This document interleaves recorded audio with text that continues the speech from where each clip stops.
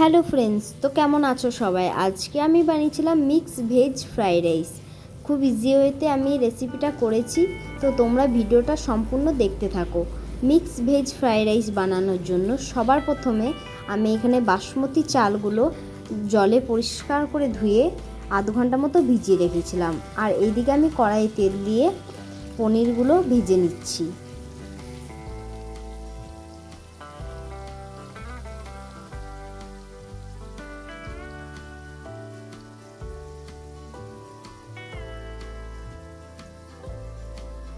পনিরগুলো এখানে ভাজা হতে থাকুক, আর এইদিকে আমি চালটা সেদ্ধর জন্য গরম জল বসিয়ে দিই।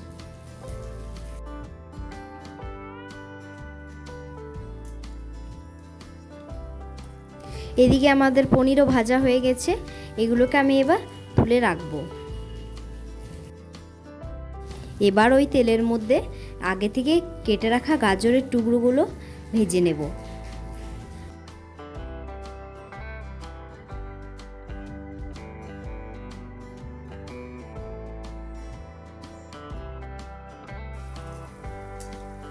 গাজরের টুকরোগুলো ভাজা হয়ে গেলে এবার আমি কেটে রাখা বিনসগুলো ভেজে নেব। এরপর আগে থেকে কেটে রাখা ক্যাপসিকাম আর কড়াইশুঁটিগুলো ভেজে নেব। এগুলো ভাজতে ভাজতে এদিকে আমাদের জলও গরম হয়ে গেছে। জলের মধ্যে একটু বেশি করে লবণ, কিছুটা রিফাইন্ড অয়েল দিয়ে ভালোভাবে ফুটতে দিতে হবে জলটাকে। এই রিফাইন্ড অয়েল দেওয়া হয় কারণ যাতে ভাতগুলো একে অপরের সাথে লেগে না যায় এবং ঝুরঝুরে থাকে। এরপর এর মধ্যে জয়িত্রী, এলাচ, লবঙ্গ, তেজপাতা দিয়ে ভালোভাবে জলটাকে গরম করে নিতে হবে। এরপর চালটা দিয়ে দিতে হবে।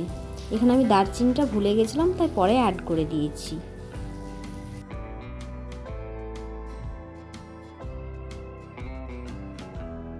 আগে থেকে ভিজিয়ে রাখলে খুব একটু সময় লাগে না চালটা সেদ্ধ হতে।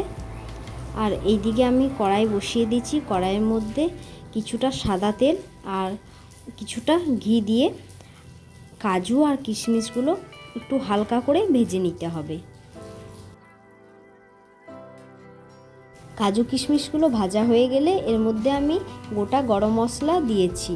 এটা অপশনাল, যারা গরম মশলার গন্ধটা একদম লাইট পছন্দ করো তাদের দেওয়ার কোনো প্রয়োজন নেই। যারা একটু ডার্ক পছন্দ করো তারা অ্যাড করতে পারো।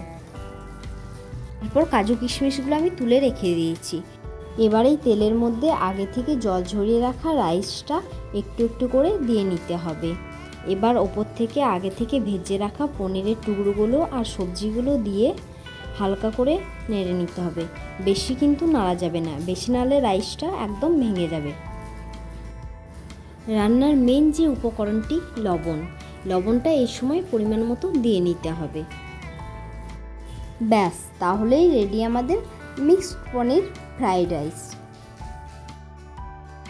এই রান্নাটা আমি খুব ইজি ওয়েতে এবং শর্টে তোমাদের সাথে শেয়ার করলাম।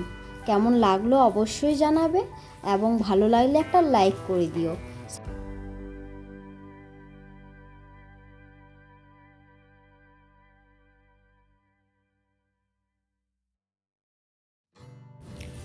আরও নতুন নতুন রান্নার ভিডিও এবং ডেইলি লাইফের ব্লগ দেখতে চাইলে চ্যানেলটিকে অবশ্যই সাবস্ক্রাইব করে দিও।